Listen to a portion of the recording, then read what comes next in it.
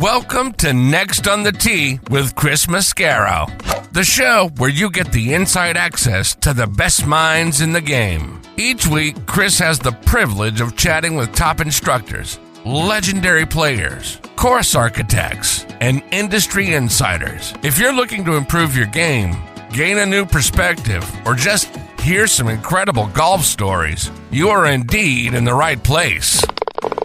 You see, Chris, let me tell you something, I haven't spoken to a press man in my life that is knowledgeable, seriously, as you are. Never. You do such a great job. It kind of makes me feel good all of a sudden. You do so much for the game. You're so kind to all of us that are out there in the game. You know, we need more people like you in the game of golf. Thank you for pressing play. Now, grab your clubs, step up to the tee, and let's get started. This is Next on the Tee. Hi, folks, and welcome into this edition of Next on the Tee, where golf legends live and your game gets better. I'm your host, Chris Mascaro, and as always, thank you so much for pressing play and making us a part of your day. Whether you're on your way out to the golf course, headed to the office, or just kicking back and thinking about your next round, if you love great golf stories, want to hear directly from the legends, and pick up some tips that are actually going to help you play better, well, you're certainly in the right place. Folks, what excites me about this episode of the show is our string of great instructors is going to stay intact. With who? Our resident director of instruction, Tom Patri, of course. Also a Golf Magazine Top 100 Alumni Instructor, which tells you how great TP is if you haven't figured that out from the 130 times that he has been a part of the show already. This go-round, TP and I start off talking about what he saw from Matthew Fitzpatrick as he won the Valspar Championship. And then I posed the question, what's that tournament a championship of? What did you win the championship of the week? It doesn't make sense to me why you would call a regular tour event a championship. Doesn't make sense. Tom weighs in on that. TP also explains why players like Matthew Fitzpatrick and Kevin Kisner as well chip cross-handed. I can't even figure out how you would possibly pull that off and why you would even try. But he talks about it, and you'll understand what the thinking is behind that when TP gets into that part of the show as well. He also talks about upcoming U.S. President's Cup captain Brandt Snedeker probably partially playing in that tournament to see how his prospective players are hitting it very early on in the season. But then he winds up finding himself on the back nine, on the 10th tee, tied for the lead, and what that must have been like for Sned. So Tom weighs in on that as well. And then we finish up by getting his Masters pick. So a lot to get into with Tom. He joins me here in just a few minutes. Following him is our wonderful friend, Jay Delsing. Jay is perhaps the most positive and enthusiastic person that you'll ever meet. He has so many great stories that when you hear them, you're going to say to yourself, that couldn't have possibly happened. But it did. He's written a book all about those experiences, and I highly encourage you to go out and get yourself a copy. It is titled, You Wouldn't Believe Me If I Told You. It is filled with dozens of unbelievable stories from Jay's life, and he's going to share some of those with us in this segment, including how a St. Louis boy, a wonderful junior player, got his opportunity to play college golf out at UCLA for legendary coach Eddie Marins. He gets to play alongside of, now his teammates, UCLA, Corey Pavin, Steve Pate, Tom Pernice Jr., and Duffy Waldorf. Not a bad team. You'll hear about when he first arrived out in L.A. and then went to go play a practice session, a practice round, whatever you want to call it, out at L.A. Country Club. Can you imagine that's where the UCLA players got to play their practice rounds at? What an unbelievable place that is, right? Now, what an opportunity. He goes out there to play, and then a guy comes up to him for the, recognizing him as the new UCLA Bruin freshman, invites him to go play around. That guy? Sean Connery. And then after the round, Connery introduces him to a couple of guys sitting there in the clubhouse. Hey, I'd like for you to meet Steven Spielberg and George Lucas, right? Unbelievable. And Jay has so many of those kinds of stories about the celebrities that he ran into and kind of fell into relationships with in his book. And I'm telling you, go out and get that book. You're going to love it. Jay and I also talk about his dad. His dad played Major League Baseball for the White Sox, Yankees, St. Louis Browns at the time, the Detroit Tigers, and the Kansas City Royals as well. He won a World Series with the Yankees in 1949. You'll hear about how his dad got in there and also had an impact in that World Series. His dad hit 2 home runs off Bob Feller. You're going to hear about that story as well. So it's a segment full of unbelievable stories with Jay Delsing. And like I say, Jay is just a wonderful friend and a guy who's been very important to me, kind of a mentor, if you will, and a guy whose show that I love, Golf with Jay Delsing. Please go out there and check that out. You can stream his wonderful show online. He's down there in Houston, so check that out as well. So, folks, see why I'm really excited about this episode? It's a great one that I've got in store for you. Thank you so much for pressing play and for being here and taking the journey with me. Sit back, relax, let us take your mind off everything else going on in your life for the next hour or so. Now, one last thing before we get started. If you wouldn't mind, please do me a huge favor. Just take you a couple of seconds. Wherever you're listening to this show, if you'll just go out there and subscribe and maybe give the show a rating as well. You guys know, again, algorithms are everything nowadays. If you'll click the subscribe button, this show is then going to get in front of more people. The algorithm will put it in front of more golf enthusiasts just like you, so they'll check it out and hopefully be a part of the show with all of us as well. I'd really appreciate it. Thank you so much. Okay, you know I like to get things started shouting out the wonderful people that help to sponsor this show, starting with my great friends over at the Trib. TribLive.com is the leading news website in Western Pennsylvania, with news around the clock, Pittsburgh pro sports coverage, a high school sports network, and a podcast network, which is where you can find Next on the Tee. Bookmark TribLive.com or download the Trib Live app for free and stay up to date with the latest news from Western Pennsylvania and beyond. I also want to talk about our friends over at the Pittsburgh Brewing Company and Iron City Beer, a brand that I have loved my whole life and started drinking when I was 21 years old, of course. Whether you're a hacker or a scratcher, the secret to a successful day on the links is knowing when it's time to grab an iron, even if that means keeping it in the bag till the 19th hole. If it's been a while since you've reached for Pittsburgh staple beer, it's time to revisit Iron City. Thanks to their incredible new facility in Creighton, the best-tasting Iron City beer ever made is now available at a course near you. Iron City pairs well with any lie and sky and serves as a friendly reminder that there's always next round. And because it's never too early for chocolate, their double chocolate Bock is back for the season, and it's the perfect companion for a cozy winter evening. Check out all of their wonderful beers and their gift shop by going online to pittsburghbrewing.com. In golf, fast isn't a nice-to-have, fast is a necessity, and speed off the tee is where it all starts. That was precisely the thinking behind the all-new QI4D family of drivers from TaylorMade, our fastest, most fittable drivers. Built to meet the demands of the world's best players like Scottie Scheffler, Rory McIlroy, Nelly Korda, and the rest of Team TaylorMade. The QI4D lineup was engineered to unlock the 4 dimensions of speed, starting with a multi-material driver head with enhanced aerodynamic shaping, combined with a faster face and our revolutionary React shaft system. The TaylorMade QI4D drivers are ready to extract every bit of speed from every golfer's unique swing profile. Our industry-leading adjustability and fitting unlocks it all.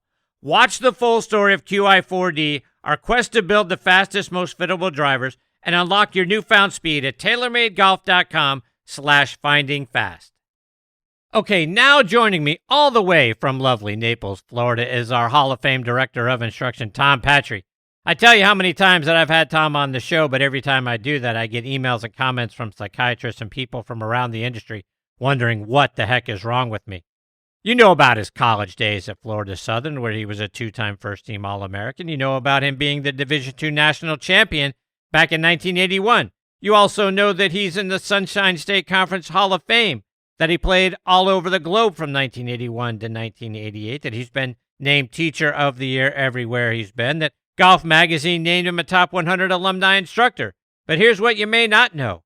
The guy is a walking golf encyclopedia. Rumor has it that he has over 2,700 volumes of golf reading materials that he has personally read from cover to cover. You can see the video on his YouTube channel of his personal library. Now, what you're not going to see is anything from Next on the Tee. No Next on the Tee items that I've sent him or the award that he won for being a regular guest on this show. Those things? Nah, Nowhere to be found. You won't see them in any backgrounds or anything that TP has. But if books are what you want to see, boy, he's got plenty of those. But despite all of that, I'm still very excited that he is back with me again this week here on Next on the Tee. Hey, TP, how are you, my friend? Boy.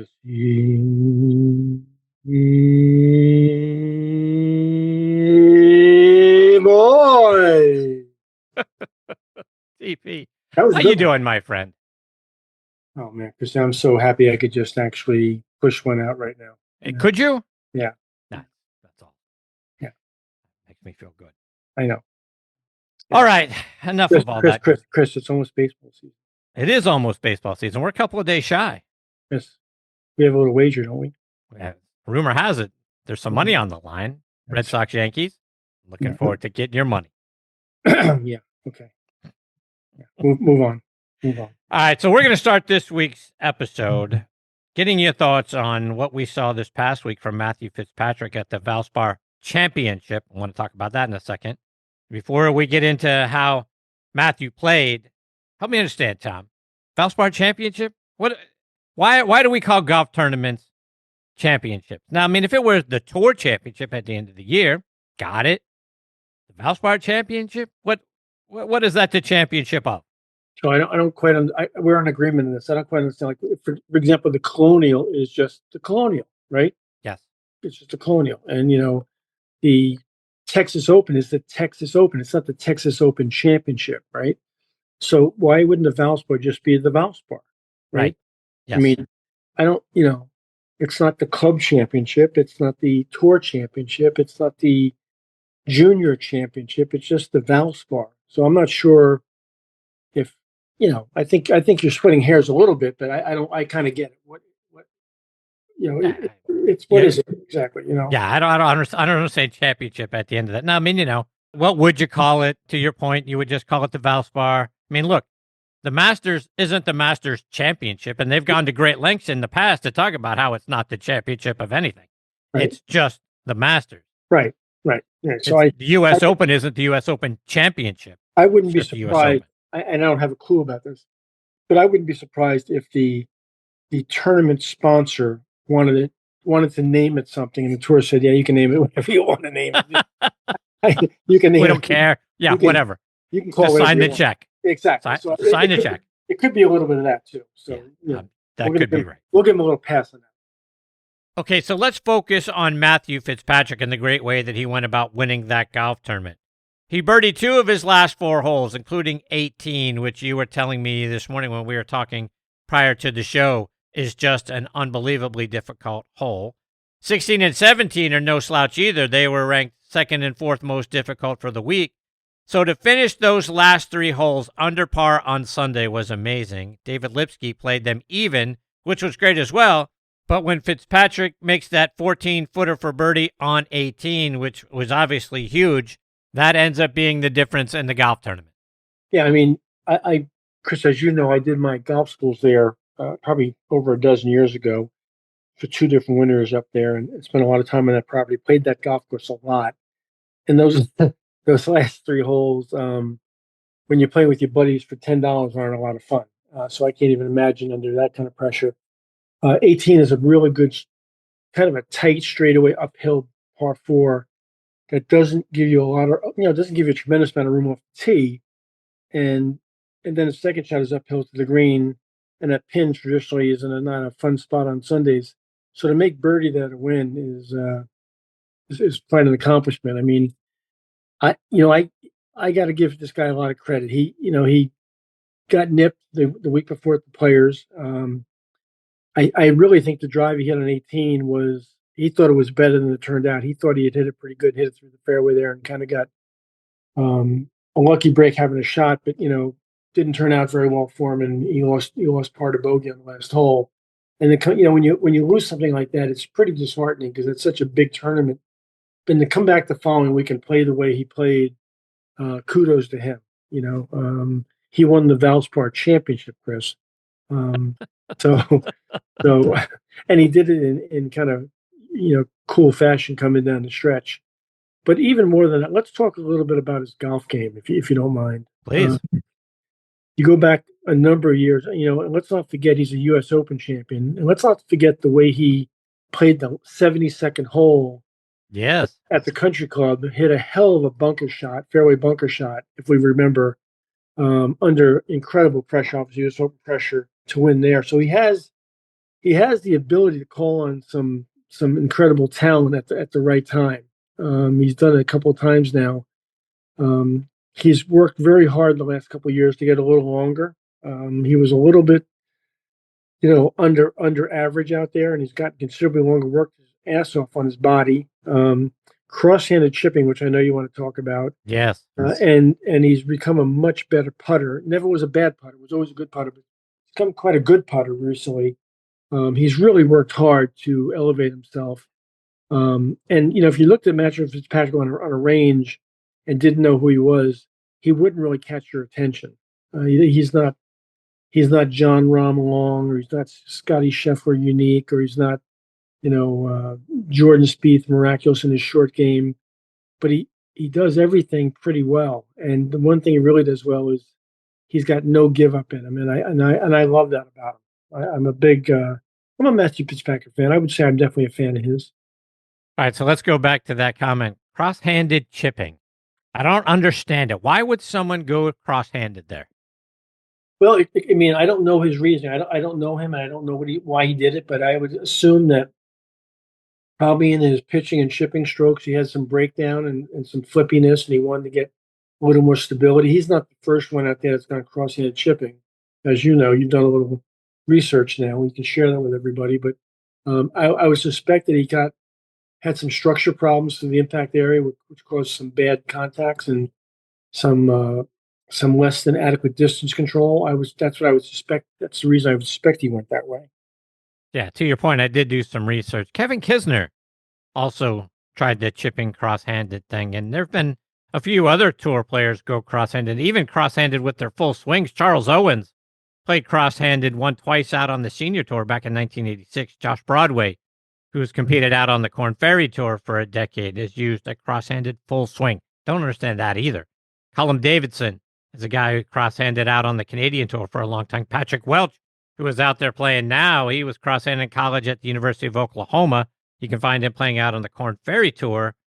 It's just mind-boggling to me, Tom, that they can hit a golf ball cross-handed. I can't even imagine what that would be like. It's hard enough for us to hit it, with a regular grip, to hit the ball straight and relatively long for whatever our abilities are.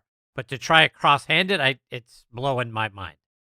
Yeah, I'll tell a story on air now that I shared with you off air. In 1984, I played the South African tour, and I got paired with a guy named Joe DeMalley. I'm trying to remember where I got paired with him. I think I got paired with him in the Goodyear tournament over there, and we got on the first tee. Big black gentleman, really nice man, super nice man, and he hit this tee shot off of one that went a mile and dead straight. It was a good player. And I noticed that something looked funny about his golf swing, and I couldn't kind of put my finger on it because I was obviously paying attention to my own game. And then he had a second shot, and I kind of caught the tail end of it. And again, something didn't look right. So on the second tee, I kind of paid attention as he hit his tee shot, and I looked over, and he was cross-handed, and I had never seen it before. And he just absolutely ripped this thing. And I kind of put my hands on the club backwards for a second. I thought, if I did that, I'd probably break my wrist or something. Yes. And we went on and we played, and he played really nicely. He was a good player. And I got done. We got done, and I said, John, I just wanted to ask you a couple of questions. He goes, yeah, I don't mind at all. Couldn't have been any nicer. I said, cross-handed. He goes, Tom, and remember, 1984, I'm in South Africa. It's during apartheid. And there's some real tension in the country. And most black players that actually got the opportunity to play professional golf at that time came up as caddies, and nobody really helped these guys a whole lot. They were not treated extremely well. I'm sure Mr. Player would not agree with me on that one, but I saw it firsthand. It wasn't like they had a lot of support. And he said, when we all started playing cross-handed. And if you think about it, Chris, most little kids, when they come to me for their first golf lesson, I'm going to talk about little tots now, they put their hands on the club cross-handed, and then I have to correct them. Well, those caddies in South Africa never had anybody to correct them. So they all, one came down from a generation to another generation, and they all did it that way. And it was kind of normal for them to play golf that way. That's how they all learned to play. And it was unbelievable to watch because I couldn't figure out the sequencing of that at all. But they played great. They played just fine. But I think most guys we're talking about over here in short game, for example, have gone to that because of some kind of stroke structural problems or breakdown or flippiness in there. But the full swing stuff, how any kid over here now is playing full swing cross-handed when we have so much great instruction today. And listen, if they play good, they play good, right? I mean, you can't knock them if they play good, but I don't know how anybody didn't correct that at some point in a full swing situation. 45-year-old Brandt Snedeker stood on the 10th tee on Sunday, Tom, with a share of the lead. His short game, from which I've heard from somebody somewhere, really, really important to have a really good short game. And that kept him in the golf tournament on Thursday. Guy was 11 for 11 scrambling on Saturday, but things seemed to fall apart for him on the inward nine on Sunday. Made a double on 12, then bogeys on 13, 16, and 17. Ends up shooting 76 and finishing tied for 18th. But he said afterwards that his focus has been split this year, and the reason why is he's going to be the U.S. captain at the President's Cup. I'm guessing Sneds was out there to play, but also to be able to evaluate early how some of his potential players are playing, how they were doing, how they were swinging it, and that sort of thing. And then all of a sudden you wake up and you're on the back nine on Sunday and you're tied for the lead. That's got to be something that's really difficult to then get your brain around, like, hey, wait a minute, and I could win this thing. When you're really out there focusing on seeing what some of the other guys are doing. Had to be tough for Sned. It's really interesting because that was his first tournament of the year, right? Yes. Yeah, so it's his first tournament of the year. I'm sure he did some preparation, but I mean, like you said, he probably went out there just to play some golf and try to get his feet wet again and get back into it, and as well as look at some guys that he might want to look at. And then all of a sudden, you look up on Sunday and you're tied for the lead, and you go, "Whoops!" And isn't it interesting how you play, 63 holes just fine, and you're really sharp, and then all of a sudden somebody goes, "Hey, did you know you're tied for the lead?" And all of a sudden everything changes. Everything. Whoops! Am I really? Holy shit! Oh, hey, what are we gonna do with this now? Right. And I would anticipate that he got a little bit over his skis there, and was like, "Holy crap! It's my first tournament of the year, and all of a sudden I'm tied for the lead." I probably shit the bed a little bit coming in there, and listen, he's a fine. Sneds has had a great career. He's played a lot of great golf. He's well accomplished, but probably got a little bit ahead of himself there, and stumbled coming in. How old is he now, Chris? 45. 45. He's still got some good golf left in him, right? I mean, so For sure. I don't know what his schedule's like this year. I don't know if he has plans to play 12 events or 15 events or 20 events, and what his actual status is. But if I was him and I had that kind of showing right out of the box, I might consider actually working on it a little bit and maybe playing some more events. Yeah, he was asked immediately afterwards if he would consider being a playing captain, sort of the same thing that we went through last year at the Ryder Cup with Keegan Bradley. But he put a quick stop to that. He said, yeah, there's no way that I'm going to be a playing captain at the President's Cup. But 45 is the new 35. And at 45, he clearly has a lot of good golf left in him. I remember back in the day, right? I mean, Jack at 46 at the 86 Masters, they told him he had no chance. But nowadays, that's certainly not the case. And as we saw with Phil Mickelson at almost 51 years of age, go out and win a major at the PGA. So, yeah, I think Sned still has some good golf left in him. Yeah, and I don't know what kind of regimen he has. Like I said, I don't know Sneds at all. But we've watched guys really take good care of their bodies later in their life, and with the equipment today, and being able to dial in equipment, you can still be pretty competitive. Especially, here's a guy like Sneds who really putts the ball really well, which makes up for a lot of ills. So, I don't know what his routine or his regiment's like, if he's taking good care of himself or not. But that would be a very encouraging week for me. I wouldn't be disappointed that week. I'd certainly be disappointed in my last 9 holes, but I would take far more positive away from that occurrence than negative. And we'll be right back. You guys know what a fan I am of On Point Golf. Folks, get the #1 ball marker in the game of golf. On Point is the only 3-dimensional ball marker with alignment technology and a removable coin. It is approved for use according to the rules of golf as defined by the USGA and the R&A. As we all know, putting is all about line and pace. Mark your ball with On Point, engage with your 3-dimensional ball marker, and have more confidence in your line, execute the putt, and lower your scores. Folks, with the likes of Jim Furyk, PGA professionals and amateurs alike out there using them now, it's the #1 ball marker in golf that actually helps you lower your scores. Go online to onpointgolf.us, read about the science behind it, then put one in your bag and make more putts. I feel like it's the 15th club in my bag. It's helped my game. Why wouldn't you let On Point help yours as well? Again, onpointgolf.us. Check them out and get one in your bag today. PGA Tour Superstore pros aren't born. They're made. Every January, hundreds of associates talk to the top manufacturers, learn about the latest clubs, test the newest equipment, log thousands of hours of training, and together, hit over 100,000 balls, all so they can get you the perfect fit.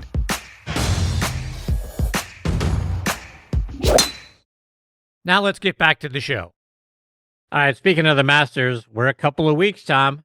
I wanted to get your thoughts on this year's tournament. Do you have a feeling, do you have an eye on a player or two that you think might compete for the green jacket?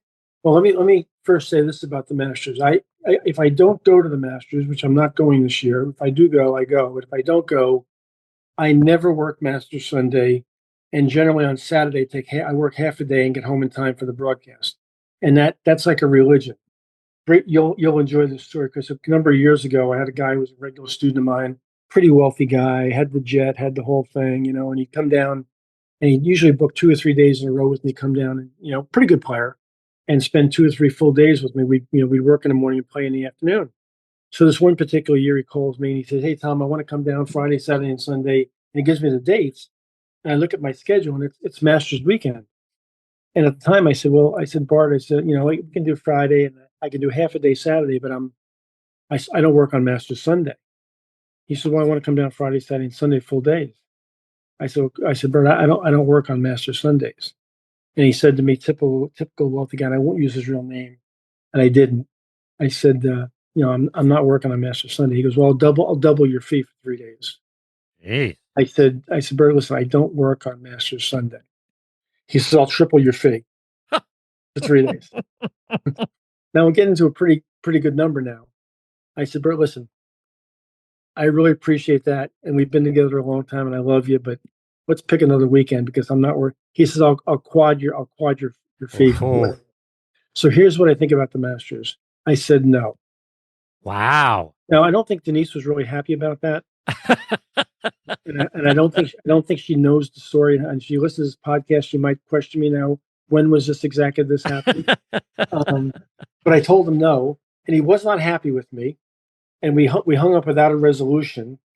And I watched the Masters, and then he called me on Sunday of the Masters in the evening. He said, "Have you got the weekend after next free for Friday, Saturday, and Sunday?" I said, "Is it a single, double, a triple, or a quad?" He said, "That deal's off the table." So that's what I think. So as far as that's concerned, I know you feel the same way I do. Yes. I look so forward to that, man. I can't wait to sit in front of the TV and watch every single shot. I watch the replay at night on every Friday, Thursday, Friday, Saturday, Sunday. I can't get enough. It's just unbelievable. And as far as a favorite, I'll tell you who I think, and I'll tell you who I want. All right. Okay. I think you can't discount Scotty. He hasn't played well. He hasn't played well this year so far, but he'll be ready come Augusta. And that's my think. My want is, you ready for this one? Uh-oh. Jason Day. Really? Why J Day? I'm a big J Day fan. I just really like the guy. I like the way he carries himself. I like the way he behaves on the golf course. I like the way he hits it. I like the way he putts it. I like his attitude. I think he's good for golf. That's my want. Interesting. I wouldn't have put that. I mean, look, Scotty's going to be the favorite. I mean, the guy's won 2 of the last 4 of these things. Right. So he's definitely going to be the favorite. I'm with you. And J-Day, to your point, is really good for the game of golf. I'm not sure there's, a nicer guy out there that cares more about the fans, cares more about his game, has overcome, all the injuries and the setbacks and everything that he's had to deal with, on a personal health wise than that poor guy. Right. So I think it would be great for the game for J-Day to win it. So who give me your who you think and who you want. Yeah, I think Scotty too. I mean, to bet against Scotty to me is foolish. So he would definitely be my thing. Now, I mean, you know me, I'm a huge Jordan Spieth fan. Do I want Jordan to find something? I mean, I think he's played a lot better this year. I think he's had some top 10s and top 20s. So I'm glad to see that at least he's tickling the top of leaderboards nowadays, and he certainly has the game to play there. So that would be a want, and I think it would be great also to see him come back, just the same way that I would want Justin Thomas to put on a green jacket in his career. I think that would be another great thing for the game. So, those 2 guys are semi-joined at the hip, so I would love to see one of them, Jordan on the comeback and Justin and join the club, if you will. Right. I come home every day, Chris, this time of year, and I look in the mailbox. I haven't received my invitation. Me either. I'm getting a little ticked off about that, by the way. And I think basically because, they don't want to overwhelm the field and they're kind of intimidated by my presence, and they just don't want to, just knock everybody down like that. But I'm 100% sure that that's accurate. And oh, by the way, rumor has it that you've made an equipment change, new shafts, new heads. So I'm sure you're out there driving it, 320, 325 now, straight down the middle, right? Okay, now smart ass. So let's have a conversation here. So here's the deal. As you know, a couple of years ago when I got the job at Twin Eagles and became a full-time member of the South Florida section, I don't know if you know this stuff, but there's 41 sections of the PGA.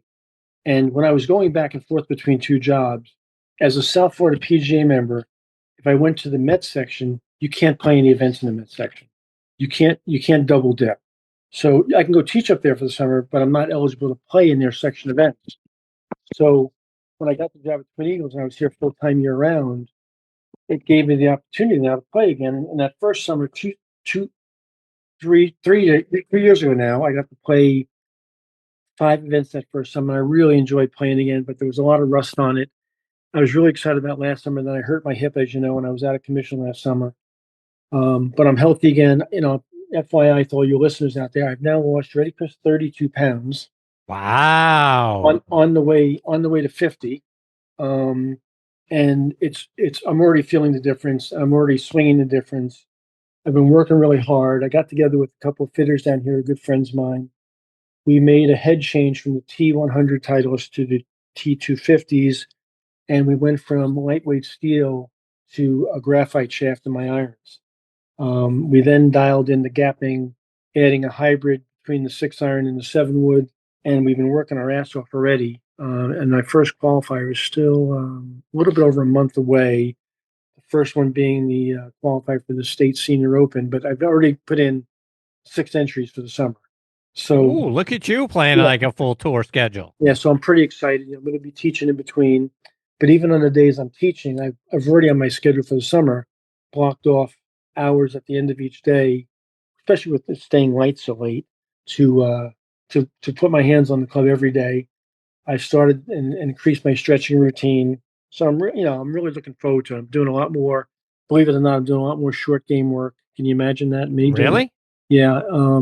And I've managed to play some holes almost every evening for the past 2 weeks already, and I've still got a month to go. So there's actually a game plan, and I'm excited about it. And the equipment changing irons has resulted in about 7 yards of carry per club and about 15 more feet of height of launch. Wow, that's nothing. No, it's it's not nothing. No, it's not. It's actually significant for me. And the driver, we made a driver shaft change a while ago, not that long ago, but looking for this too. And that thing's gone up about 9 yards to just just a fraction under 250 from 239. So that's at the senior length we're playing in section events. That makes things a hell of a lot easier for me. Wow. So I'm excited about it. Yeah. So that's a complete package. That's not nothing. I mean, first of all, the drop of 30 pounds has got to be huge for you just on a health wise and that sort of thing. But it's also got to help you with your golf swing. It has. And what the film, beside what the TrackMan numbers and the distance and the height is all the added launch and distances show me on the film side, on the V1 side, I've got old film I can compare things to. And it's funny when you split the screen, you put some old film up and you put film up right now. One guy looks like a pear and one guy actually looks like a human being. So that's substantial, but it's also increased my range of motion raised in terms of my turn. So things are, obviously going further for a reason, not just equipment.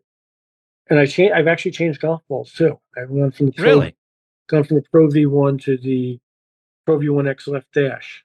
Little less spin, but a little more launch there too. So that's helped a little bit. So I'm basically what I'm doing is I'm turning over every stone possible to try to figure things out. Which has been really fun for me because now it's, I'm kind of vested in this and I'm really looking, I look for help with some fitters. I've looked for help with some exercise physiologists. I've relied on some experience and developed a game plan I think is, kind of makes sense. So it's been fun. It's been fun to jump back in. Okay. So remind me again, when's the first time? When's the first tee? I think I don't have it in front of me, but I think the first qualifier is, I think it's May 15th. I think that's the first qualifier. I have my phone here. I can actually look. I'm pretty sure that's the first. And you know what? I've gone through the whole thing. I've planned practice rounds. I got practice rounds set aside for every golf course. I'm not going to go unprepared. If I'm going to do this, I'm going to do it. So I'm excited for you. Florida Senior Open qualifier is April 20th. That's the first one. Okay. All right. Yeah. So that's the first one. All right. So you got about a month to get ready. And I'm excited for it. Yeah, and then I go right from there. The following week or so. Let's see. I think I'm a week away in. If I qualify, the Senior Open's about 10 days later. And then even if I don't qualify for that, right behind that is the Fort Lauderdale Open, which has a senior division. So I'm off to the races in May, basically. There you go. Go, Tom Patri. Yeah, it's fun. It'll be fun. So. All right, before I let you go, remind our listeners, how can they stay up to date with the great Tom Patri? Where can they find you on social media? Where can they find you online? And how can they hear about the results that are destined to come your way?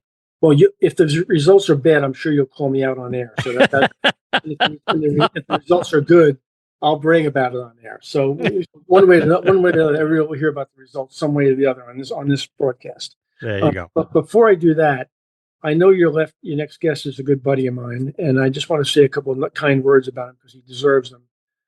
Jay Delsing, who you're going to have on, is that correct? Who's next? That is correct. He is a class act. He's a fine golf professional. He had a very, very solid career. He had a wonderful college career at UCLA where he played on a really fine team with some really good players around him and spent time with one of the guys who I thought was one of the great teaching professionals in the history of the game, Eddie Merrins, who you need to ask him about. But I have a lot of regard and a lot of respect for Jay Delsing. He's a kind soul. He's always been extremely, extremely nice to me, and I think the world of him. The only thing that I don't like about him is he pulls for the Cardinals, and I'm not a big Cardinal fan. So, I could care less about the Cardinals, and he knows that. Go Yankees, and who cares about the Red Sox? But anytime you will be at the end of the season when you're reaching for your wallet. Yeah, I don't think so. Anytime you have a guy like Jay Delsing on your show, you're only improving the audience's vibe. He's a great human being, and please say hi to him for me. I absolutely will do that now. As far as I'm concerned, Instagram, Facebook, LinkedIn, all those regular places, TikTok now. The YouTube channel is now going to go. I got 2 weeks to go, Chris. To add, I think 50 more videos coming in. You get over 500 at that point, right? Well, I think we're going to be close to 500 at that point. Yeah. So that's been really fun. But the best place to find me is every other week on Next on the Tee with the greatest host in golf, Chris Mascaro. Well, I appreciate you, and it pains me to say this, but I'm sure you know that Jay's father, Jim, won a World Series with your Yankees, by the way. Well, that's why Jay's such a class act. He's got great DNA. Ah, okay. Of course. Don't be silly. Great DNA. You are the best, my friend. I can't thank you enough for this is now 131 times have my head examined that you have been a part of the show, and I've loved every one of them. You're the best. Love you, pal. Tell Jay I said hi. I will. See you, Tom. Bye, buddy. That's a great Tom Patri, folks. Go out there, follow him on Instagram, on Facebook. You'll find him on LinkedIn, but most of all, you'll find him here every other Tuesday. Look, I like I've said a million times, Tom Patri is just one of the great human beings. I mean, 131 times, I kid him. But the bottom line is a better friend you will not find, and a more supportive person, and a guy that's going to help you play better. Almost 500 free lessons will be out there shortly on the YouTube channel. If you're not subscribed to it, I don't understand why, because he's got so many tips for you that's going to help you play. Right? Look, the weather's finally getting nice. You know, God bless our friends in the northern part of the country, certainly along the eastern seaboard and the northeast part of the country, that have just been pelted relentlessly with snow this winter.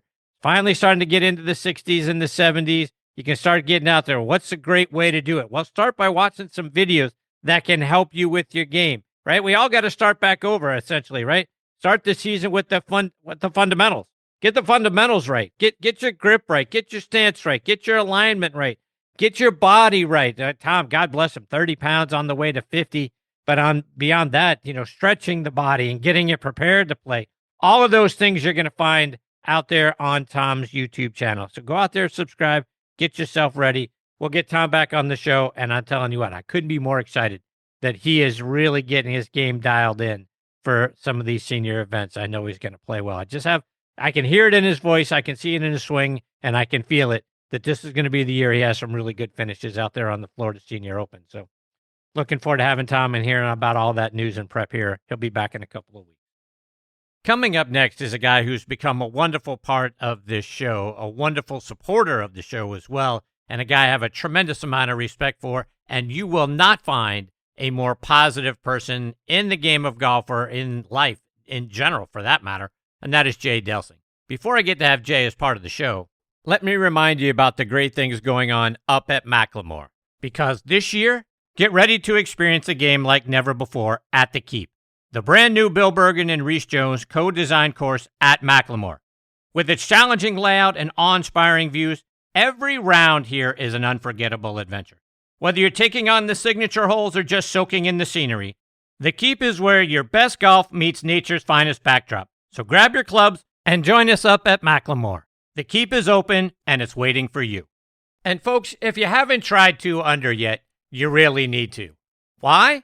Well, from the first tee to the clubhouse, 2 Under's Joey Pouch is going to keep you comfortable and locked in all round or all day.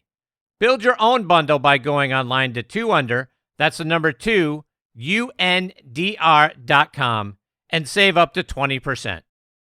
Okay, now back and next on the tee with me is the aforementioned Jay Delsing, a wonderful friend of this show. I'm sure you know him from both his playing career out on the PGA Tour, plus his great show, Golf with Jay Delsing, which you can hear on ESPN Radio 101.1 FM down in Houston, or you can stream it online. Jay, like Tom mentioned, from St. Louis, Missouri, was a tremendous junior golf player, reached the quarterfinals of the U.S. Junior Championship in 1978. Jay played his college golf at UCLA alongside great players like Corey Pavin, Steve Pate, Tom Pernice Jr., and Duffy Waldorf. Jay led it all 4 years he was out there from 1979 to 1983. He was a 2-time All-American. He helped them win back-to-back Pac-10 titles in 1982 and 83. He had 7 career college victories, and his 13 career top 10 finishes and 55 career rounds are both the most in UCLA history. He graduated with his degree in economics, earned his tour card in 1984. He shared the title at the 1993 Jerry Ford Invitational Celebrity Pro-Am with our good friend Donnie Hammond, plus Jim Thorpe as well. He finished second at the 1993 New England Classic and at the 1995 FedEx St. Jude Classic. He also had 3 third-place finishes, 11 top 5s, and 30 top 10s. He won twice on what was then the Buy.com Tour, which we know now as the Korn Ferry Tour. He did it at the 2001 Fort Smith Classic and the 2002 Omaha Classic. In 2020, Jay was inducted into the St. Louis Sports Hall of Fame. 2023, he was inducted into the Missouri Sports Hall of Fame as well. He's written a really fun book. It is titled You Wouldn't Believe Me If I Told You, and the stories in it, you wouldn't believe it unless he told you, which that book was released last June and is, just like I say, a fantastic read. And I am very honored that I get to spend some more time with him this week here on Next on the Tee. Hey, Jay, how are you, my friend? Chris, I'm doing great. I really appreciate you having me on the show. Love getting to catch up with you and being on this award-winning podcast that you have, man. You got to give me some pointers. I got to catch up to. I appreciate you, Jay. We'll talk off air. Mr. Patri joined before. He wanted me to give you a shout out as well. Oh, Tom's the best. He's the best. We just had him on the show a month or so ago. And, you know, Chris, when someone like Tom brings so much passion and love and that positive energy to a party, I want to go. I want to be part of that. I want to talk with him. I want to hang out with him. I want to learn from him. And we got chirping for, oh my gosh, I looked down and all of a sudden it was, approaching 40 minutes. And I was like, oh my gosh, Tom, I didn't mean to take up this much of your time, but we could have gone on for hours. It was really, really a fun visit. I bet it was. Jay, in the first segment with Tom, he was talking about, as well as Mrs. Patri too, by the way, were all over me prior to the show and during that first segment about your coach at UCLA, Eddie Merrins, a little pro. I didn't have enough of the background knowledge of what a great college coach he was. So talk about who he was and the things that he taught you, not only about the game of golf, but also about the game of life. Well, Eddie Merrins was just he was an absolute golf treasure. I mean, yeah, when you're an 18-year-old kid and you're coming into this new environment, I mean, I had never seen a golf pro wear a tie in the golf shop, Chris. I mean, one of the reasons I like playing golf is nobody wore ties. I'm like, this is a good deal for me. But Eddie wore a coat and tie in the golf shop. He was a Ben Hogan protege. He loved Mr. Hogan. He swung like Mr. Hogan. He played on tour for a couple of years. But Eddie's brilliance was in his connection in the Los Angeles community. Chris, when I first got to UCLA, I was the only, there weren't many kids from out of state. There were a couple, not many kids from out of state. And when we started traveling, we played a full schedule, but the university had only had a $5,000 budget for the golf team. So Coach Merrins, my second year, created this thing called the FOG, Friends of Golf, started off Friends of College Golf. And we raised hundreds of thousands of dollars in a day doing a pro-am type format with the UCLA players as the pros. And it was and Eddie was incredible at this. He was so well connected and so well respected. And so he allowed us, we had some players on our team, man. We were competitive guys. And here's another thing that nobody knows that Coach Merrins did.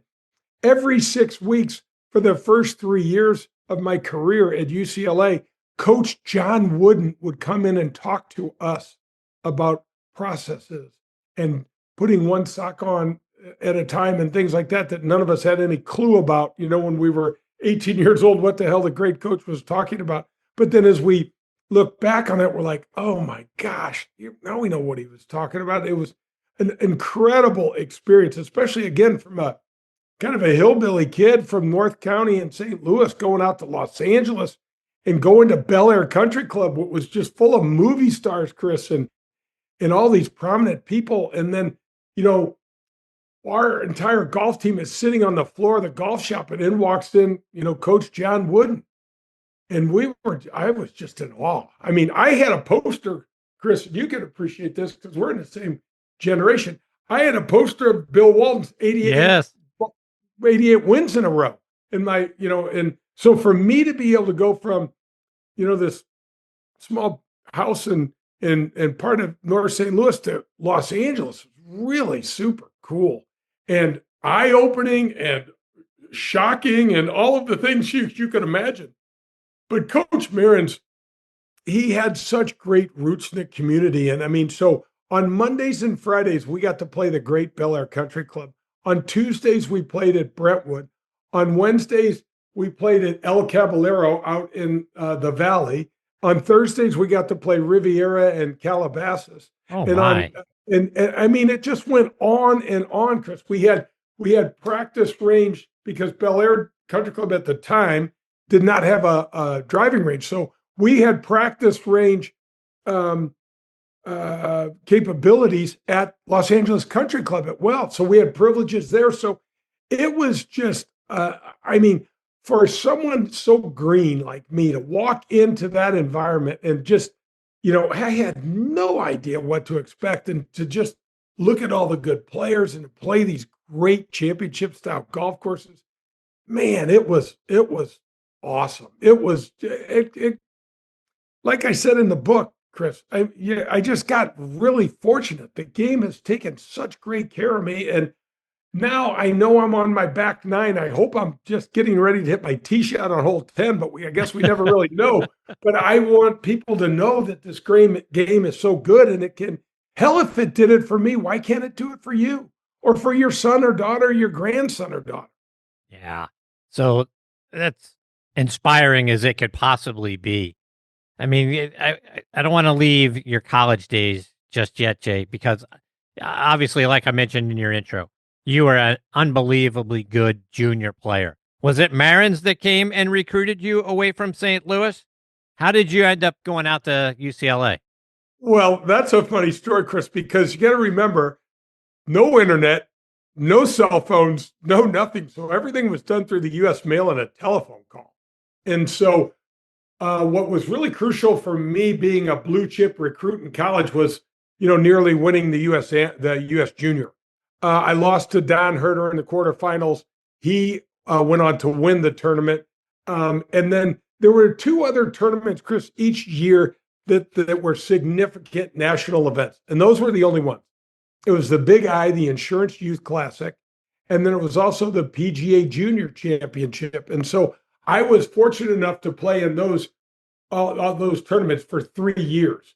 And then almost winning the U.S. Junior, having that top finish put me, way up in the ranks. And so what I did, Chris, because of my background and knowing, it was really clear with the way that I grew up that if I was going to college, my parents couldn't pay.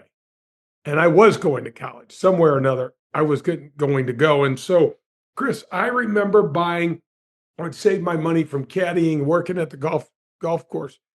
I saved my money and bought this huge, it was almost like an encyclopedia style book, Chris, that had all the universities, all the athletic departments, the addresses, the coaches' names. And I sent out over 200 resumes of myself. I happened to manage to get on the cover of a couple of magazines here in St. Louis. And so I sent all of these things out. And oh my gosh, back then that was the only way people knew of each other, of prospects. And so because my resume was pretty good, I got a lot of really, really great offers. And Chris, because I didn't get to travel much, I took all 8 of my recruit trips, even though I may have known I wasn't going to go there. I was like, I'm going to get to travel and get to see some of these other schools. And I didn't want to, not keep an open mind. So it was really fun to get to go to like Wake Forest and South Carolina and Houston and Arizona and Arizona State and USC. And, so it was really cool. Coach Marins had found out that I was going to USC, and he said, we'd like to have you come visit here. And we'll pay for, the last 2 days of your trip. So I wound up going there, and it wasn't an exceptionally remarkable time, but I just loved the school. I just loved getting to play Bel Air. And I had UCLA held in such high regard, Chris, that I was like, man, if I could get a scholarship there, that would really be cool. And you know what? I wound up getting it. And, the rest, as they say, is kind of history. But again, it was, Coach Marins offering me this. And I was, oh my gosh, man, just over the moon at the time. I still am so grateful for Eddie and all the things that he did for me. So you mentioned a bunch of other powerhouse schools that you took a visit to, going there to check out Wake, going to Houston, and some of those other powerhouse schools that have competed year in and year out for national championships. I mean, Mr. Palmer's presence, to this day there at Wake, and so many great players have come out of the University of Houston. Jim McLean's a wonderful friend of this show, as is John Mahaffey. I mean, Great guys. when you step into those kinds of places, and then UCLA, was it truly the things that Coach Marin said to you and the opportunity to play those courses? Because I have to imagine it was hard to walk away from some of these other schools that were almost year in and year out playing for a national championship. Right. And UCLA was up and coming, and I, just because of the background, and, Chris, you didn't have the internet. There wasn't a whole lot of ways to follow golf back then. You know what I mean? It wasn't like you could I could pick up any national newspaper and know what was going on in college golf. I mean, my parents, we didn't have a lot of money. There weren't, golf magazines being delivered to the house. And so I was just kind of doing the research on my own, and I knew of the prowess of Jesse Haddock in the Wake Forest program, and then Coach Williams down at University of Houston with a great, Fred Couples, Jim Nance went there, Ray, the list goes on and on. Houston, Billy Ray, Brown, the list goes on and on of great players and national champions. But there was something about the overall athletic department at UCLA that was really special. I mean, I walked in on my recruit trip, they showed me around the athletic department, and I got introduced to Wilt Chamberlain. Oh my. And I was like, I was a lousy basketball player, but I was competitive as hell. And I'm like, oh my gosh, Wilt Chamberlain, because Wilt was a huge UCLA supporter, and he practiced volleyball every day with the men's and the women's volleyball team. And this is a dude that was ripped out of granite, Chris. This is before men lifted a lot of weights, and Wilt would just walk around. And I was like, oh, this is the biggest human being I've ever seen. But then, you also look at a lot of a lot of folks don't remember, but there was this freshman ineligible rule that they had in the NCAA for the longest time. And there's stories in the UCLA basketball lore that go down about these freshman teams that wound up beating the varsity team that won the national title. I mean, one year they had Kareem Abdul-Jabbar, Henry Bibby, and one other really top line player as freshmen that couldn't compete. Wow. And so it was just crazy. Jimmy Connors, who's from the Belleville side of St. Louis, went to UCLA for 1 year, and I didn't know that. And he won the national tennis title in the NCAA. And so there were just so many boxes, Chris, that clicked for me. The thing that I really liked at the time was a degree from UCLA meant a hell of a lot more than a degree from the other schools, because UCLA is such a top-notch university. So that was something that was well drilled into my head and heart for my parents, that you need to get a good education as well. So you show up on campus, and now all of a sudden you're looking at teammates like I mentioned in your intro, Corey Pavin, Steve Pate, Tom Pernice Jr., Duffy Waldorf. Now all of a sudden you're competing with those guys in order to get a spot in the starting lineup. What was it like trying to crack, a top four in getting out there and getting an opportunity to play in tournaments when you're trying to compete against those guys for one of those spots? Chris, this is what I tell my friends, and I mean it sincerely. I wasn't smart enough to be afraid. I was incredibly excited about being able to compete. The golf courses were so demanding. I had my hands really full with trying to figure them out and try to figure out how to play. And Chris, when I went out there, I led the team in scoring differential for about the first 3 months of the year. I played better golf than I was even thought I was capable of playing as a freshman in college. Chris, my first tournament, I played in the last group with the great Bobby Clampett and one other fellow, Kurt Byram, who's a dear friend. Both get really good friends. Bobby Clampett won I shot 75. Bobby shot 65. He had 3 putts and he won the tournament by 10. Wow. Yeah. So I was thrown in the deep water and just started swimming. And then, you know what's interesting, Chris? My game peaked probably after about 2 or 3 months, and the rest of the year, I mean, I played in every single tournament as a freshman except for the NCAA. Eddie decided to take a senior over me, and I was playing poorly. I had the grind of this much golf in 1 year was overwhelming for me. Being away from home started to get taxing on me. I wasn't mature enough to handle some of those things. Trying to keep track of my school and trying to, all of that started really getting tough after my first, they're on a trimester system in the UC system. So we start school in late September and get out right before Christmas. I was killing it. From the point that I got back after Christmas, Chris, was just a gradual slide into mediocrity. But it was a learning experience for me. I realized I had to pace myself. I had to get in better shape. I had to understand, it takes I thought I would never get tired of playing golf every day. But Chris, I was like, oh my gosh, I can't concentrate. I mean, I still love the game, but I can't concentrate. Things are going haywire and I can't stop them. And, all of these things are happening.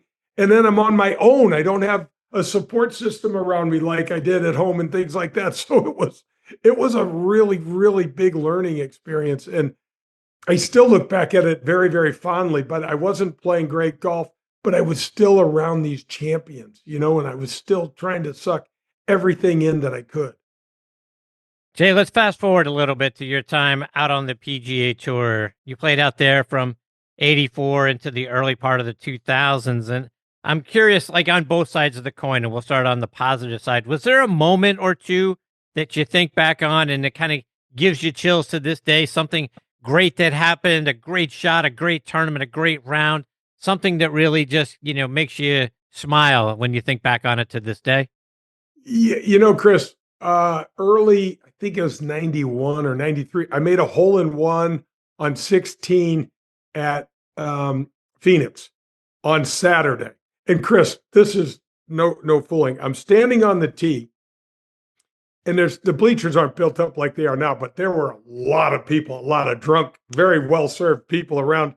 And I remember putting my ball in the ground, and my routine was, Chris, I'd stand behind the ball, see my shot, maybe take a practice swing, maybe not, and then get up and hit it. And as I'm behind the ball, I hear these two drunk guys behind me. One says to his friend, who is this guy?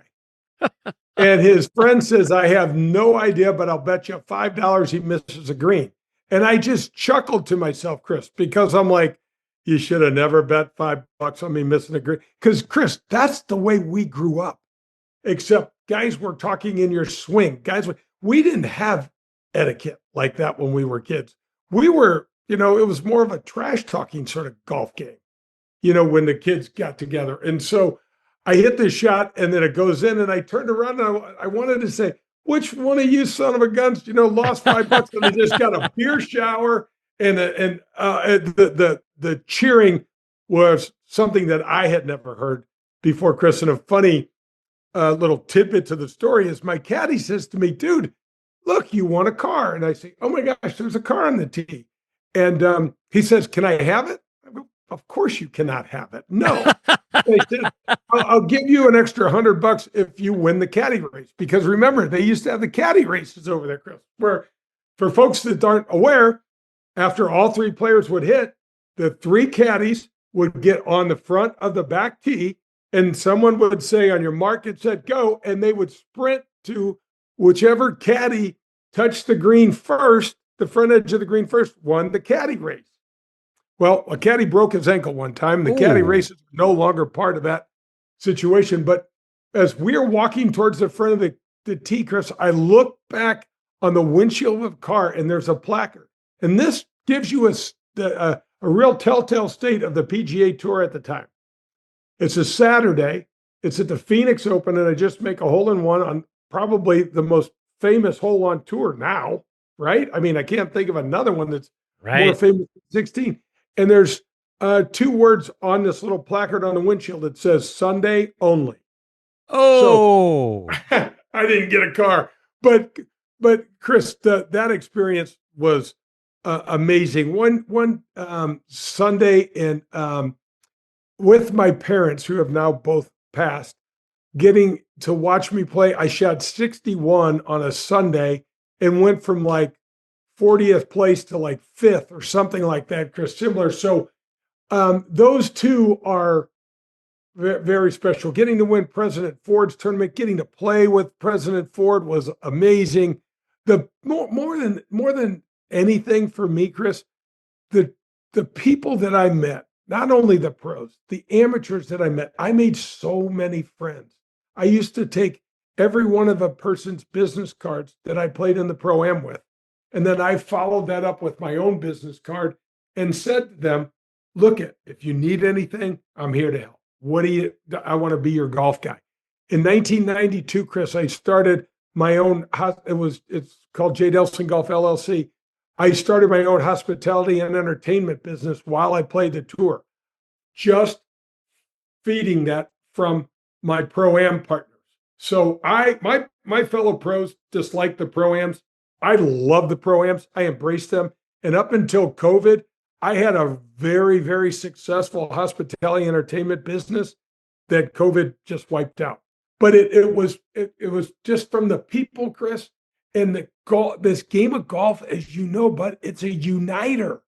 It does unbelievable things for our community. It helps sick kids and families, and it takes care of hospital bills. It's helping our veterans with the PGA Hope. We're blowing up junior golf with PGA junior leagues around the country. This game is awesome. I call it a societal powerhouse on my show all the time because I don't know any bigger words, but it's super, super cool. And it's been great to me. And I'm going to go down swinging, Chris, as one hell of an ambassador, at least in my own mind, because I think it's just been great to me.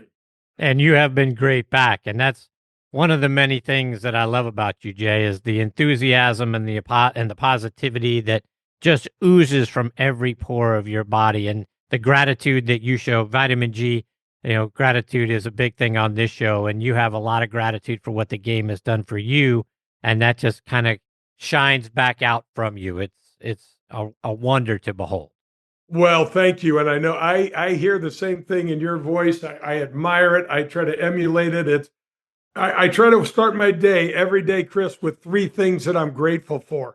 And it just puts me in the right state of mind because I can get sideways just fast. And so that's what I try to do. And I bet you, Chris, 4 of the 7 days a week, golf is in those top 3 because it just keeps coming back. And we'll be right back. Golf season is back. We've got the Masters coming up, and the U.S. Open is out there on the horizon. And Sunday Swagger just made sure you're going to be ready. Their new spring collection just dropped. They've got 60 bold, performance-driven styles for men, women, and youth. And if all of that isn't enough, well, they just linked up with Pennzoil and Team Penske for a race-inspired collection that brings serious trackside energy to the fairways. With styles for men, women, and youth, you're guaranteed to turn heads and spark conversation when you wear Sunday Swagger. Visit sundayswagger.com. Join the Sunday Club for exclusive drops and member benefits. And folks, Sunday Swagger is going to give you what? Polos with personality. Again, check them out online, sundayswagger.com. And folks, Squares Golf, best golf shoes on the planet by far. It's not a gimmick. It's not marketing. It's science. Don't take my word for it. Let's hear from 6-time major champion Sir Nick Faldo. So Nick here. What if there was a golf shoe embraced by hundreds of thousands of golfers, celebrated for its stability, comfort and distance? What if this shoe earned the title of most technologically advanced golf shoe by Sports Illustrated? And what if the company behind that shoe spent the last year perfecting a brand new category of golf footwear? Well, the what if is here. Introducing the all-new Pro S2 LT by Squares, a new class all of its own, the perfect blend of lightweight comfort and stable performance. You'll notice the difference. Change your shoes, change your game. Squares. Now back to the show. Jay, just a couple of things more before I let you go, and I want to remind people about your wonderful book. Again, you wouldn't believe me if I told you. You tell so many amazing stories in it, the things that have happened to you, the people that you've met through the course of this game. You talked about being at Bel Air, but I know there are unbelievable stories about the stars that you've met, the celebrities that you've met. Talk about just a couple of the stories. Give people a teaser so they're going to go out there and get their own copy of the book. Okay, Chris. So my parents dropped me off, hugged me and kissed me at the curb of Lambert Airport here in St. Louis. And I go out to Los Angeles and I don't know one person. I got to spend 2 days with Eddie Merrence, but he was out of town. And I have somebody, picking me up at LAX, which is, if you've ever been, is a kind of a terrifying airport. So I've got everything I own in about a 2 foot by 2 foot suitcase. I got 3 pair of shoes. One of them's a pair of golf shoes, and I got golf clubs, and off I go. I grab my stuff from the turnstile, the baggage claim, and I'm standing on the curb, waiting for somebody to kidnap me and take me to Tijuana. I look so green, Chris. It's like, I should just have hillbilly written on the back of me. So a guy stops a car and says, "Are you Jay Delsing?" And I said, "Yes, sir, I am." He goes, "I'm your ride." And I said, "Great." So, I don't know where we're going. I've been to LA one time for my recruit trip. About 15, 20 minutes later, Chris, lots of traffic, lots of lights. Nothing looks familiar to me. He pulls down this steep driveway, probably a 700-800 foot drop. It's all brick. I remember noticing that. And he stops in front of the biggest house I've ever seen.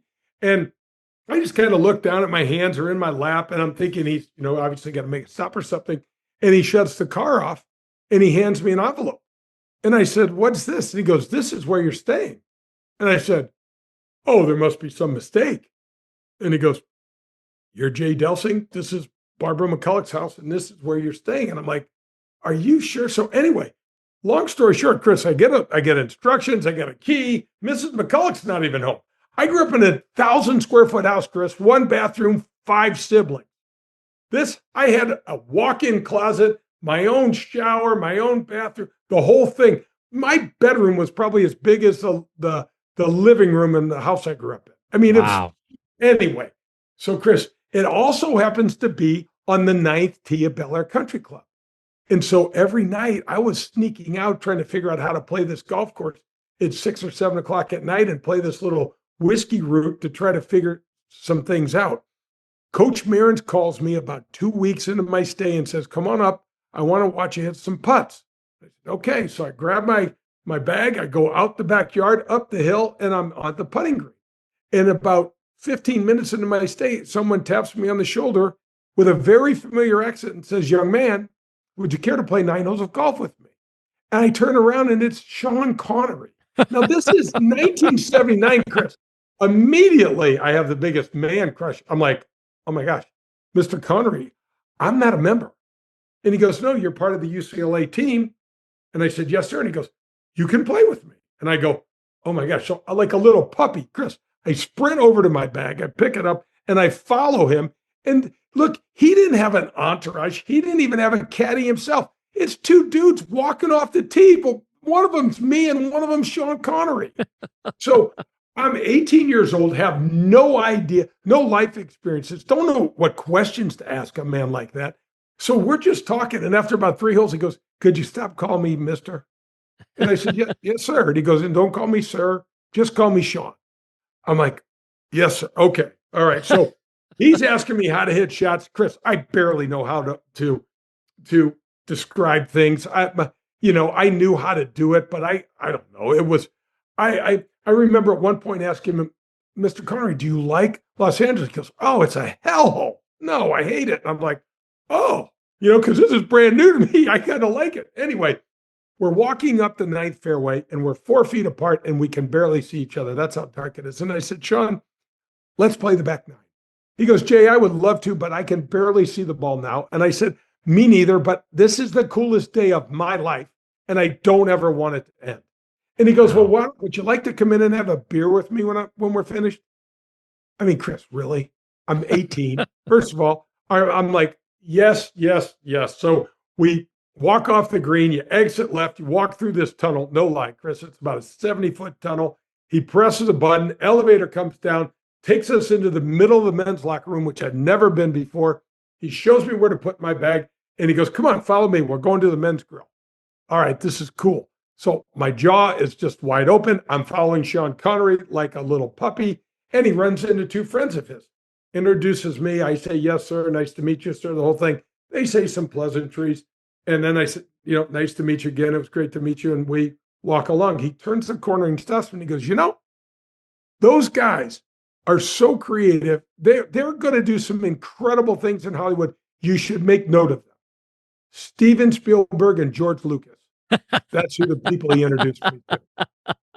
So, Chris, I get to go have 2 beers with Sean Connery. I drank them as slowly as you can humanly possibly drink. And Chris, he says to me, Jay, do you know who Barbara Walters is? And Chris, I'm dumb.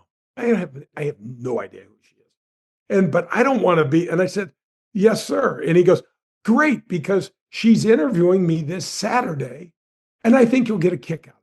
So you should watch. And I said, oh, I'll be watching. So we finish up there. I go home. I talk to Mrs. McCulloch, and she goes, how's your day? I go, I played 9 holes of golf with Sean Connery. And she says, he's such a nice man, isn't he? And I said, holy cow.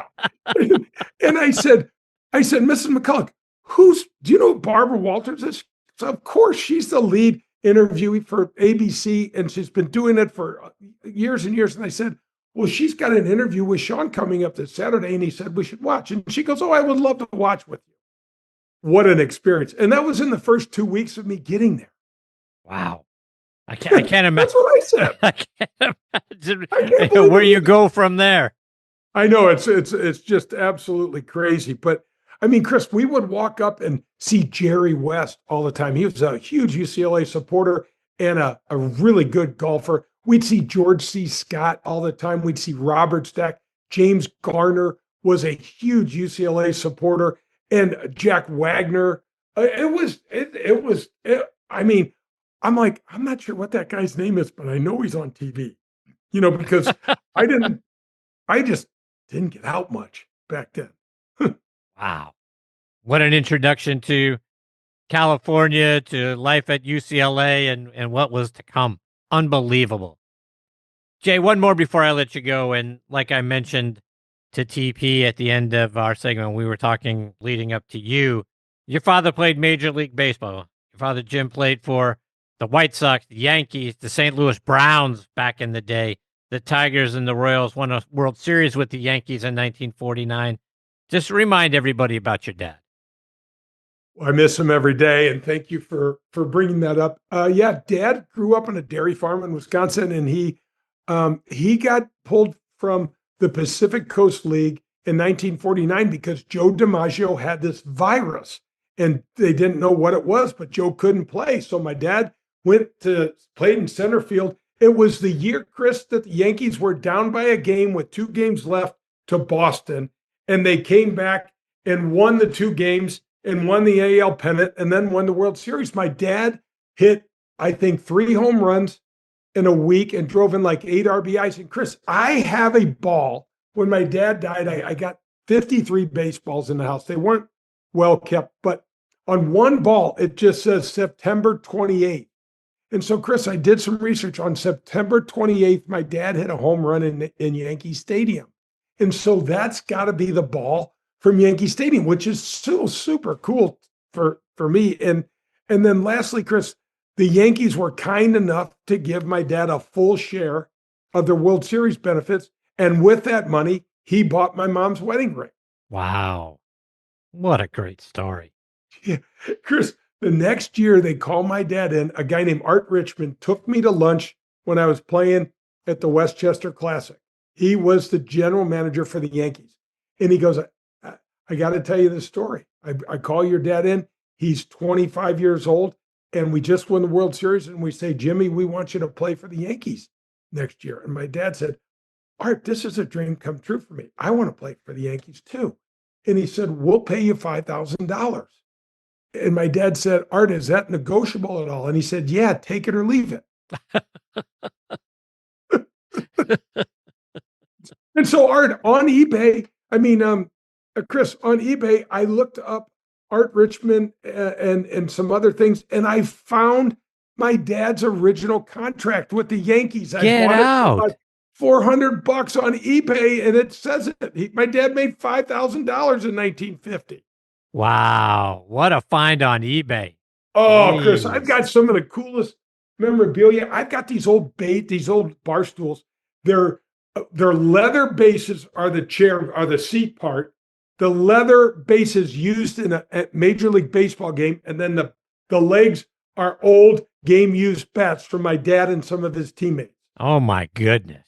Yeah, those were in the house when I grew up, Chris. Wow. And when my parents were moving, they're like, "We're going to get rid of all this stuff." I go, "Don't get rid of those. I want those." So I still have those in my house today. Gosh, Chris, they've got to be 85 years old, something like that. Oh my goodness. Yeah. What a great thing to have. Jay, one of the other amazing things about your father, in the third game of the season in 1953, he's playing for Detroit at the time. He had 2 home runs off of Bob Feller to help the Tigers win the game 6-5. What an amazing game and experience that had to be for him. I remember Whitey Herzog. I was about 10 years old, and I was walking into this function with my dad, and Whitey Herzog, who was as big a character as anyone you'll ever meet, sees my dad, and they walk over to each other, and Whitey says to the bartender, buy this man a beer. He's a good low ball hitter. And my dad and Whitey started talking. My ears were glued to this conversation, Chris. And I don't even think they spoke English. This baseball vernacular was chugs and oof. And did you see that? And I was like, I don't even know what's going on anymore over here. I don't know what they're talking about. Amazing stuff. Jay, you're such a delight. I can't thank you enough for being generous with your time and coming back and sharing more of your stories with me and our listeners. You're just one of the all-time greats, my friend. Oh, I feel the same way about you. I'm honored anytime. I want to get you on my show, and I've got some learning to do, but I love your style. I love your kindness. It comes through in your questions. I try to emulate that as well.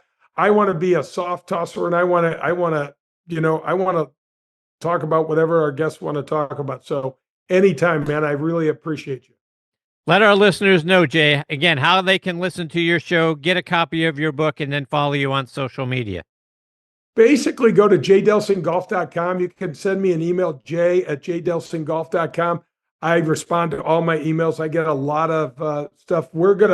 I'm releasing a new YouTube series coming out really, really soon, Chris. I'm really excited about it. We're going to start and focus on the short game and dispel a bunch of rumors and teach people that, Chris, you cannot play the short game with the same swing you used to hit your 5-iron. You cannot. Nobody talks about it enough. And not only am I going to talk about it, I'm going to show them. And it's really going to be fun. We're going to have a lot of fun with it.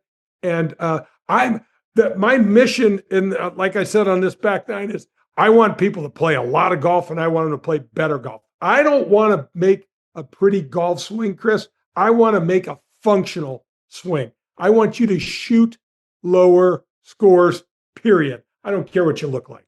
That's awesome. When you're ready to talk all about it, you know you've got a place to come and let everybody know when it's ready, because I can't wait to see it, and I hope you'll come back and talk about it. Anytime, my friend, anytime. This game's been great. You're the best ambassador for it. I'm in. Jay, all the best to you and your family, my friend. I look forward to catching up with you again soon. Right back to you, buddy. Take care. You too. See you, Jay. Bye-bye, Chris.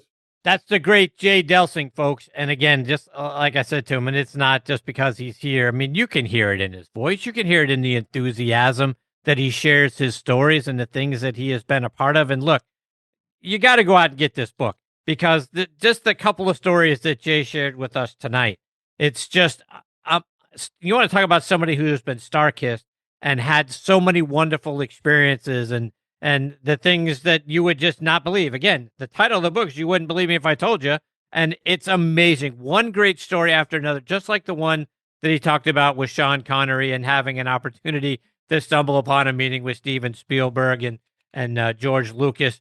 He once owned a home that was owned by Lana Turner. I mean, it's just one great story after another. You're going to fly through that book because you just, like the title says, you're not going to believe it. To go out and play all the years that he did out on tour, and then to turn that into a fantastic golf show. Again, Golf with Jay Delsing, which you can hear on ESPN Radio 101.1 FM in Houston, or you can stream it online. And again, if he is putting together a YouTube instructional video, how great is that going to be? I mean, take the enthusiasm, take everything that Jay does, his golf career, the experiences that he's had, the talent that he has on microphone and on camera, and marry that with some new instruction that's going to help you play better. You can't hope for anything more than that. And like TP said in segment number 1, you won't find a better individual than Jay Delsing as well. So hopefully we get him back to talk about the YouTube channel and all the things that he is putting together in that series, get some more of the stories from the book, and like I say, just get to spend more time in the presence of a guy who just oozes positivity and enthusiasm. All right, my friends, there you have it. It is time for me to put a bow on this so much fun episode of Next on the Tee. My sincere thanks again to Tom Patri and Jay Delsing for joining me. Scheduled to join me next time are, and I am so privileged to say this, my annual conversation with the great Gary Player will be here. Every year since 2013, I've been joined by Mr. Player around Masters Week, for the most part. Every once in a while, it's a little later, a little earlier. But for the most part, he's joining me in and around Masters Week. And if you can believe it, the very first episode of this show was with Mr. Player and Billy Casper as well. They got this show on the map, and Mr. Player has been a wonderful guest and mentor over the years. So I'm very excited about getting to spend some more time with him as he makes his 90th trip around the sun, right? He's midway through that, and it is an absolute honor and privilege to say that he has been a part of this show since the very beginning. Following him is one of the great up-and-coming and innovative golf course designers that we have right now, Augustin Pisa. He has worked with Nicholas Construction, Tom Fazio, Mr. Player himself as a member of his design team.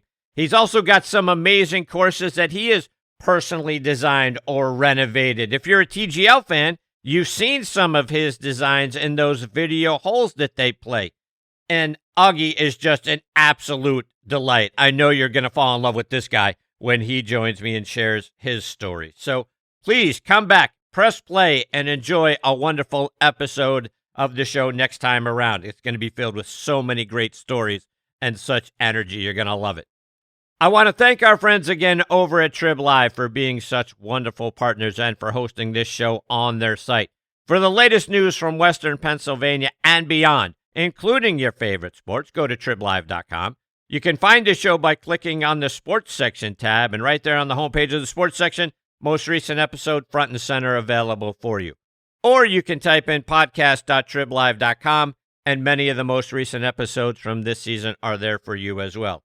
As you guys know, but you can find Next on the Tee pretty much anywhere you get your podcast content. We're out there on Apple Podcasts, Spotify, Amazon Music, Good Pods, and golfnewsnet.com as well. But as always, folks, the biggest thanks go out to each and every one of you for being the greatest supporters in the history of podcasts, bar none. I am so grateful for each and every one of you. Until next time, hit 'em straight, my friends. Thanks for joining Chris again this week on Next on the Tee. We hope you enjoyed the conversations as much as we did. Please share the show with your golf buddies and be sure to follow it on Trib Live or your favorite podcast app so you never miss an episode. Thanks for pressing play and being part of the journey. We'll see you next week, right here, where the best minds in golf share their stories.